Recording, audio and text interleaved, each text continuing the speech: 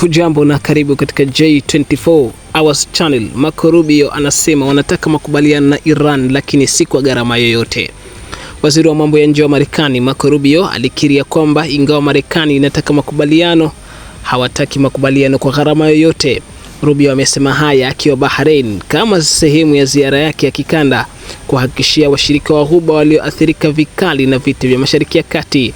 Rubio pia alikataa wazo la kuruhusu Iran kutoza ada katika eneo la mlango bahari wa Hormuz, akisema litafungua mlango wa machafuko makubwa. Siku ya Alhamis, Waziri Rubio alipongeza hatua ya mafanikio iliyofikiwa katika mazungumzo kati ya Israel na Lebanon nchini Marekani. Nadhani tuko karibu sana katika matumaini yetu ya kupata ahadi ya nia kati ya nchi hizo mbili, Rubio alisema.